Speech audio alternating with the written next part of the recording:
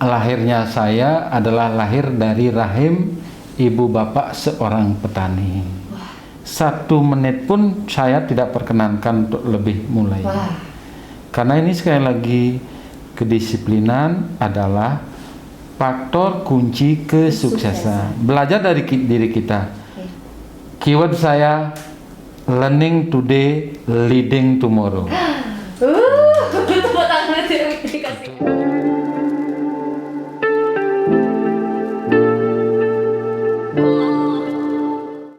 Halo Sobat Berkaca, kembali lagi bersama PNB Berkaca, Politeknik Negeri Bali, bersama kita bicara. Nah, jadi episode sebelumnya itu kita sudah bersama Bapak Dirjen kita, Pak Wikan, dan ditemani juga dengan Bung Nito, tapi sekarang sayangnya Laksmi sendiri dulu, tapi tenang aja, ada special guest kita yang tentu bakal menginspirasi juga teman-teman di rumah. Jadi, episode kali ini kita kedatangan Bapak Direktur kita, Pak Abdi. Halo Bapak, apa kabar Bapak? Baik dan Luar semangat. biasa. Oke. Jadi kemarin itu kita sempat bahas Bapak juga dengan Pak Wika. Katanya Bapak ini gila, gila akan kemajuan, gila akan revolusi perubahan yang cepat untuk Politeknik Negeri Bali. Tapi sebelum kita jauh membicarakan tentang itu, kita mau tahu sedikit dulu Pak. Ini banyak sekali dari teman-teman kita yang ingin tahu sosok Bapak kalau di kampus itu kan terkenal disiplin, lalu juga karismatik, waduh, terus juga tegas. Nah, kira-kira Bapak di lingkungan keluarga sendiri apakah seperti itu, apa malah sebaliknya Pak, lebih lembut gitu? Coba tahu beda dikit. Keren.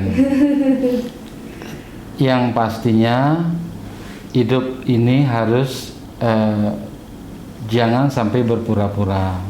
Apa adanya ya Pak? Apa adanya. Kalau di rumah seperti itu, maka di kantor juga begitulah. Betul. Jadi tegas juga di keluarga. Harus. Betul. Mengapa tegas? Kalau saya balik tanya sekarang, mengapa perlu kedisiplinan?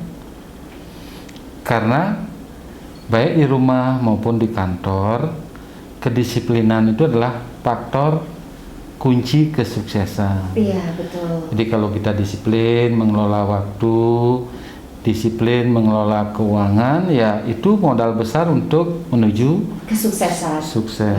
Setuju. Pintar sekali. Mantap. Setuju. Kadang saya sendiri pun Pak, mungkin kadang-kadang belum terlalu konsisten disiplinnya. Nah, itu juga sebenarnya menjadi challenge untuk mahasiswa juga bisa mencontoh Bapak. Intinya adalah kuncinya kesuksesan. Karena kalau udah disiplin, ya semua akan gampang kita raih gitu ya. Oke. Persis. Iya. Saya contohkan lagi sedikit Oke, ya sebelum ke pertanyaan berikutnya. Iya, boleh. Mengapa disiplin ini kita implementasikan juga di kantor?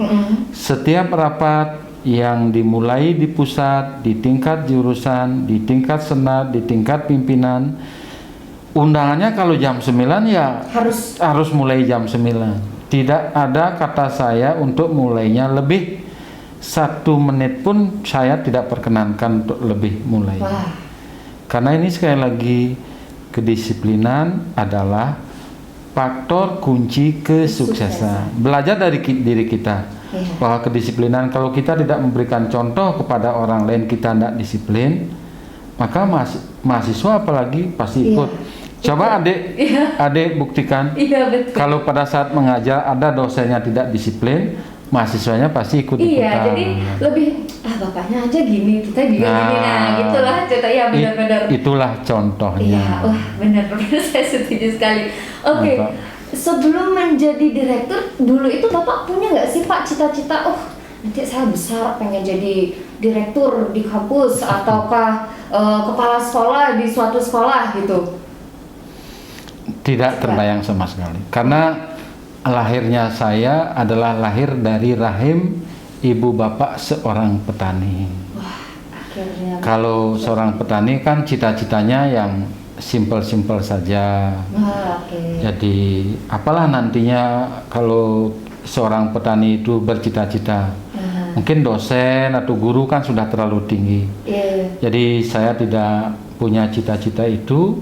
Saya hanya bisa bekerja giat seperti orang tua saya. Karena petani itu kalau bekerja kan luar biasa. Di desa kalau mencangkul, kemudian pekerjaan-pekerjaan yang lainnya, memanjat kelapa dan seterusnya, saya sudah terbiasa dari kecil. Kalau istilahnya di desa itu memburuh, mencangkul sawah dari kecil untuk mendapatkan upah sekian ribu tertentu, atau memanjat kelapa untuk mendapatkan sesuatu, udah menjadi bagian. Sehingga kalau kita bekerja terus tanpa kenal lelah, itu pasti akan ada hasil yang luar biasa. Saya berikan contoh. Kalau kita ingin mendapatkan hasil yang luar biasa, maka berusahalah dengan luar biasa. Tuh, kalau kamu tidak bisa bekerja luar biasa, jangan mengharap hasil yang luar biasa. Wah, betul. Kalau kamu ingin nilainya A, lulus dengan cum laude, maka berusaha. Adik-adik dia belajar 2 jam sehari, adik harus belajar 4 jam sehari, baru bisa lulus cum laude melebihi teman-temannya. Kalau cita-citanya jadi cum laude tetapi semangatnya masih ala kadarnya, biasa. Iya, saya juga sebenarnya kurang lebih memiliki prinsip yang sama. Saya itu selalu berpikir, work like my parents work for me. Jadi berusaha keras seperti at least nanti kedepannya bisa seperti orang tua atau bahkan lebih gitu. Keren. Iya, karena luar jadi biasa. Dari sana kita tuh kadang Pak bukan terbebani ya, tapi terpacu untuk selalu harus kerja keras demi orang tua gitu. Itu baru. Ya, itu saya yakin Dek Laksmi akan menjadi pribadi yang tangguh ke depan. Karena sudah ditempa dengan kekerasan. Ya, betul. Kekerasan dalam tanda petik bukan kekerasan apa-apa, tapi yang kita sebut adalah perjuangan. Betul. Perjuangan itu penting untuk menjadi modal. Tanpa perjuangan, maka kamu tidak akan bisa menghasilkan sesuatu yang luar biasa. Maka terus belajar untuk bisa berprestasi. Keyword saya, learning today, leading tomorrow. Tepuk tangan, dikasih efek tepuk tangan. Iya, benar Pak. Itu harus dipegang. Kalau kamu tidak belajar, kamu tidak akan pernah jadi pemimpin. Ini jujur Pak, ini kali keberapa ya? Saya belum banyak sering ketemu dengan Bapak karena di kampus pun saya tidak diajar dengan Pak ya kalau di pajak. Dan ternyata Bapak sosok yang luar biasa sekali Bapak. Mudah-mudahan tidak luar biasa saja ya, tapi luar biasa sekali. Luar biasa itu sekali, kan betul. Mantap. Iya. Keren. Oke, jadi berapa lama sih sebenarnya Bapak sudah mengabdi di Politeknik Negeri Bali? Adik lahir tahun berapa? Saya 2000 Bapak. Wah. Jangan-jangan sebelum itu sudah jauh ya Pak di sini ya Pak? Saya tahun 1990 sudah diangkat jadi dosen di sini. Wow, Bapak di dosen mata kuliah pajak? Akuntansi dulu. Akuntansi, oke. Saya punya petualangan yang cukup banyak di akuntansi. Jadi akuntansi dasar, kemudian akuntansi perbankan, akuntansi jasa wisata, pemrograman akuntansi. Akhirnya berlabuh di pajak. Kenapa berlabuh di pajak? Karena ilmu pajak itu sesungguhnya ilmu yang paling dinamis. Karena sering berubah. Peraturannya berubah. Saya sampaikan kembali, kalau kamu ingin menang dalam persaingan, maka ikuti perubahan itu. Kalau kamu bisa mengikuti perubahan itu dengan baik, maka kamu akan menjadi leading, akan menjadi leader. Kita memang harus fleksibel kadang-kadang Pak. Di eranya kita, apalagi sekarang eranya udah digital semua, itu pun kita dituntut untuk bisa menang atau bisa bersaing di era digital. Itu kunci persaingan. Manakala temanmu tidak bisa mengikuti perubahan itu dengan baik, dibandingkan kamu bisa mengikuti perubahan itu dengan baik, maka kamu akan jadi pemenang. Maka berubahlah selalu sesuai dengan perkembangan zaman, sesuai tuntutan zaman. Jadi Kira-kira itu kuncinya. Iya. Kalau menurut saya. Ya. Karena kan saya sudah punya pengalaman, wajib memberitahu adik yang masih pengalamannya masih kurang. Iya, kita masih merintis sekali. Masih, ya, kamu harus wajib tuh berjuang. Iya, betul Pak. Kalau membicarakan tentang pengalaman Bapak, kira-kira pengalaman yang paling berkesan sejauh Bapak menjadi direktur di Politeknik Negeri Bali, ataukah semuanya berkesan, ataukah ada yang paling berkesan sekali yang melekat di diri Bapak sampai saat ini? Yang banyak sih pengalaman saya, perjuangan saya yang memberi arti istimewa buat saya. Karena sesungguhnya kalau perjuangan itu yang kamu lakukan berhasil kamu capai, maka di sana adalah muncul kesan istimewa. Karena saking banyaknya perjuangan saya dan semuanya rata-rata bisa saya capai dengan sukses, maka ada banyak kenangan manis. Iya. Ya, betul. Jadi yang pertama di tahun 84 saat saya mengikuti seleksi penerimaan mahasiswa baru, seperti yang saya katakan tadi, saya berasal dari anak-anak petani yang makan saja tidak bergizi, tetapi pada saat itu saya berhasil lulus seleksi dan mendapatkan jurusan yang favorit di Fakultas Ekonomi Udayana. Nah, kan biasalah, pasti ada kenangan yang saya harus bisa banggakan.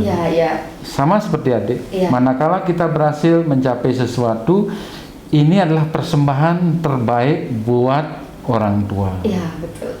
Itu sesungguhnya. Kalau nanti adik dapat IP 4, bilang ke orang tua, Bapak, Ibu, inilah persembahan terbaik Laksmi.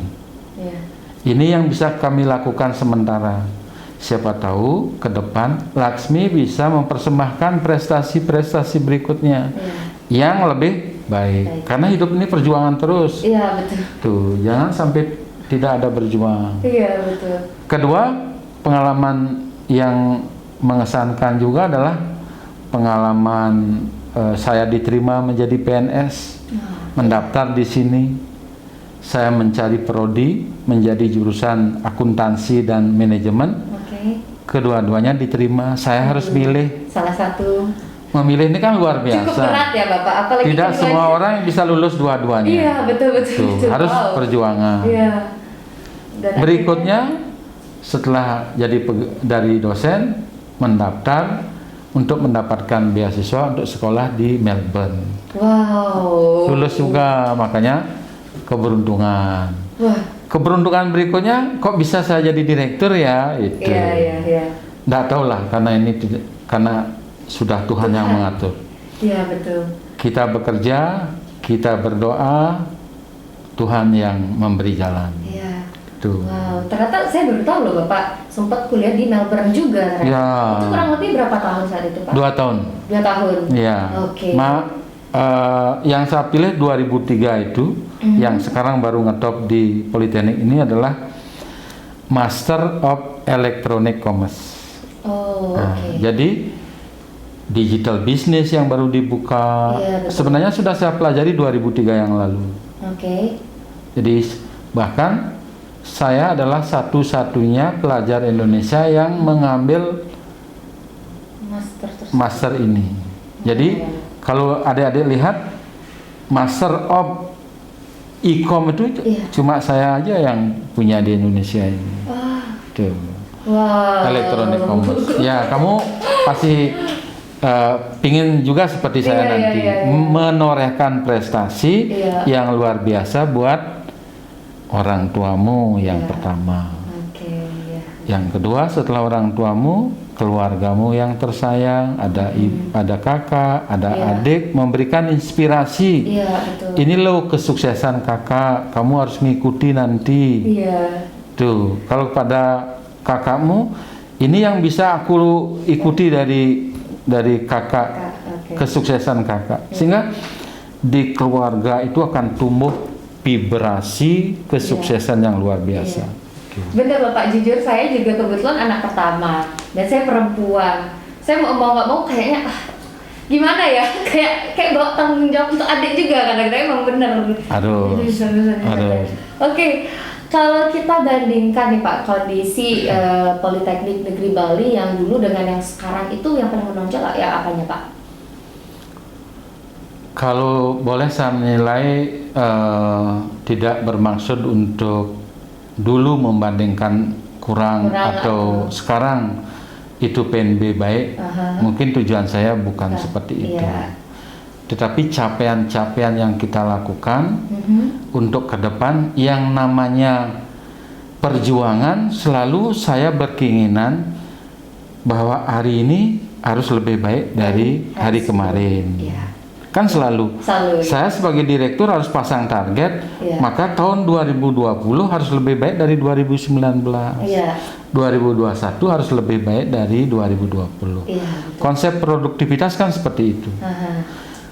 Kita sebagai leader harus produktif. Seperti misalnya apa? Capaian kemitraan atau partnership kita luar biasa. Jadi kelas-kelas kerjasama yang kita bentuk, hampir di semua prodi kita punya kelas kerjasama. Kita luar biasa kemitraan kita. Bahkan yang terakhir, Politeknik Negeri Bali sudah ditetapkan menjadi satker yang berbentuk Badan Layanan Umum atau BLU. Jadi inilah yang kita targetkan. Tentu ini adalah persembahan kepada mahasiswa. Supaya apa? Supaya mahasiswa PNB bangga dia mengakui dirinya kuliah di Politeknik Negeri Bali. Seperti Dek Lasmi bangga menggunakan jas alma mater dengan simbol Padma Anglayang itu. Harus bangga. Dia juga begitu, adik juga harus begitu, bangga kita. Saya, ini kebanggaan saya. Name tag ini menjadi kebanggaan kemanapun saya bawa, ke Jakarta, Labuan Bajo, Makassar, Bandung selalu saya bawa. Karena saya membawa nama lembaga Politeknik Negeri Bali ini dengan simbol Padma Anglayang ini harus kita perjuangkan bersama-sama. Kelak Politeknik Negeri Bali ini harus menjadi kebanggaan semua, kebanggaan dosen, kebanggaan tenaga kependidikan, dan utamanya apa? Kebanggaan mahasiswa. Mereka harus nyaman. Oke, kalau kita tadi Bapak sempat menyinggung target yang udah sedang di proses ya Pak ya, yang BLU itu. Cuma mungkin teman-teman mahasiswa di rumah belum terlalu paham dengan BLU. Jadi BLU itu sendiri apa sih Pak sebenarnya? Jadi tujuan satker kita menuju pada BLU adalah pada peningkatan perluasan pelayanan yang diberikan kepada PNB kepada stakeholders. Stakeholders kita kan mahasiswa yang utama. Ada di dunia usaha, dunia industri, ada masyarakat umum. Kalau kita bisa memberikan pelayanan prima melalui BLU ini, kualitas pendidikan, pengajaran harus lebih bagus, praktek-praktek harus lebih bagus, rancangan pendidikan dengan melibatkan industri yang kita sebut sebagai kelas kerjasama industri. Kelas kita kerjasama industri, kita punya kelas kerjasama dengan Kempinski di 3 perhotelan. Kita punya kelas kerjasama di akuntansi perpajakan dengan Ikatan Konsultan Pajak Indonesia. Kita punya kelas kerjasama dengan PLN. Kita punya kelas kerjasama dengan Sunregis. Kita punya kelas kerjasama dengan Pemprov Bali dan Kementerian SDM. Maksudnya apa kelas kerjasama ini? Agar kita bisa memberikan pelayanan jika mahasiswa lulus nanti, mereka akan kompeten. Paham betul praktek yang ada di industri, sehingga nanti mereka butuh sedikit saja sudah bisa bekerja.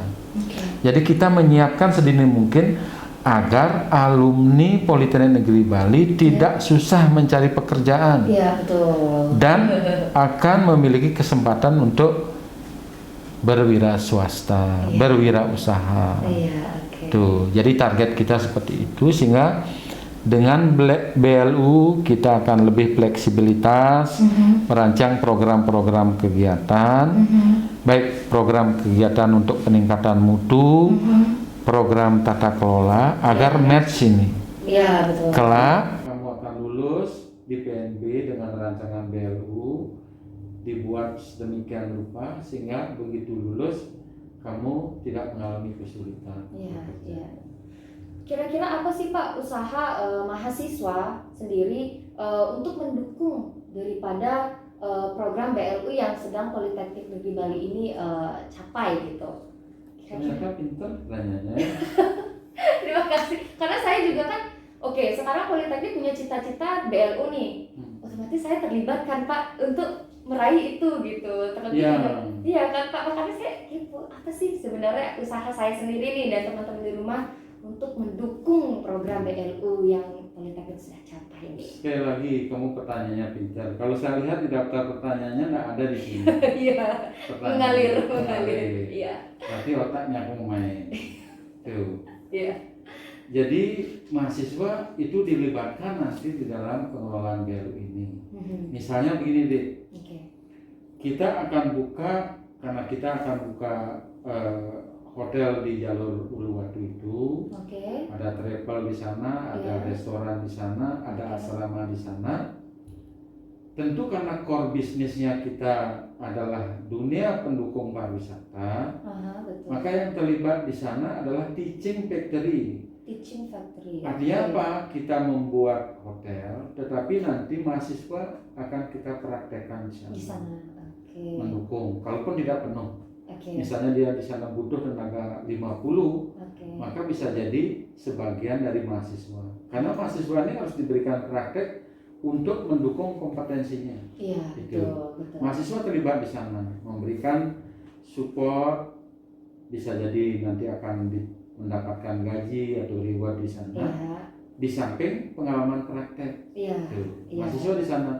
Nanti ada kita punya gedung MAES, kita punya gedung travel, kita punya kita akan buka kantor konsultan pajak, kantor akuntan publik di sana. Nanti mahasiswa bisa terlibat di sana. Nah, di sanalah nanti akan muncul kreativitas baru mahasiswa. Karena sesungguhnya mahasiswa ini yang luar biasa. Mahasiswa kita ini luar biasa. Kalau dipancing kreativitasnya. Jadi kamu kan luar biasa, dia juga adik juga luar biasa. Semua luar biasa.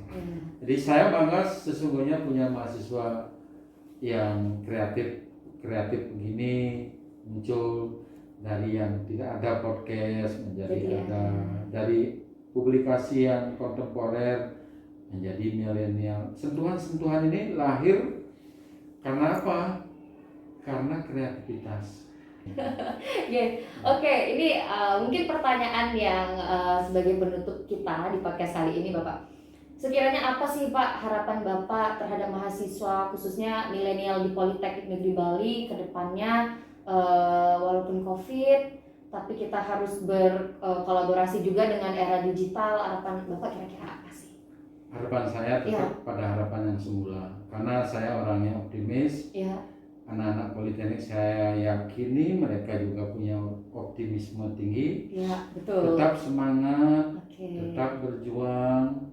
Perjuangan itu tiada henti.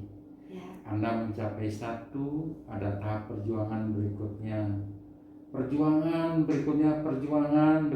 Andaikan kamu mendaki puncak, penuh perjuangan, keringat, usaha. Begitu kamu sampai di puncak, di sanalah ada kenikmatan, kenyamanan luar biasa. Maka itu yang kamu capai.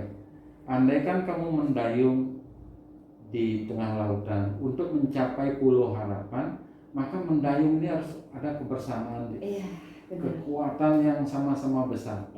Kelak nanti kamu mencapai Pulau Harapan itu, kamu sampai dengan penuh kebahagiaan. Jangan ada pesimisme. Betul. Harus jauh. Betul. Kalau kamu masih pesimis, mengeluh setiap saat, betul. berbahaya untuk apa? Imunisasi imun. Ya. Kalau kamu ngeluh wajahnya kamu tidak cerah, tidak sehat, imunnya kamu lemah, gampang terserang. Iya betul. Oke. Aduh. Ya. Thank you so much Bapak. Wah ini jadi saya semakin semangat nih Pak. Saya apalagi jauh lebih semangat. Iya. Jadi melihat direktur kita sangat bersemangat dalam keoptimisan Politeknik Negeri Bali, tentu sebagai mahasiswa juga teman-teman jangan sampai downgrade nanti semangatnya. Ya. Kita harus mengikuti semangat seperti Bapak direktur kita. Iya. Jadi intinya adalah disiplin is the key. Kalau kalian sudah disiplin, entah disiplinnya itu apa, disiplin bekerja keras, ataukah kalian disiplin dengan belajar, disiplin dengan waktu juga itu sangat penting. Nanti Asmungkare dan Amin seperti Bapak direktur yang bilang, kesuksesan pasti akan mengikuti. Ya. Persis. Iya. Ya, Oke. saya hanya titip salam kepada semua mahasiswa seperti yang disampaikan. Saya ingin menguatkan lagi, kedisiplinan adalah kunci. Iya. Saya mau tambahkan lagi, integrity is everything. Integrity. Kejujuran, integritas adalah segalanya. Iya, betul. Jangan sampai kamu sudah mendapatkan kepercayaan, maka kepercayaan ini kamu pegang terus. Jangan sampai mengkhianati kepercayaan, karena kepercayaan tidak akan bisa kamu dapatkan kedua kalinya. Iya betul. Itu pesan saya. Betul. Salam sukses. Sukses. Oke. Ya. Jadi oke teman-teman, itu dia tadi perbincangan hangat kita oleh Bapak Direktur kita. Semoga kedepannya kita bisa mengupdate dan mengupgrade lagi khususnya untuk mencapai visi dan misi Politeknik Negeri Bali. Oke, untuk closing Bapak boleh ikut bareng saya untuk bilang Politeknik Negeri Bali berkaca bersama kita bicara. Bisa. Bisa. Oh, oke. Oke. Komandonya siapa? Ya, saya aja langsung. Nanti Bapak bersama kita bicara gitu. Ya. Oke. Bapak boleh menghadap ke kamera yang di sini. Ya, saya menghadap ke sana. Oke. Politeknik Negeri Bali berkaca bersama kita bicara. Thank you. Luar biasa. Thank you Pak.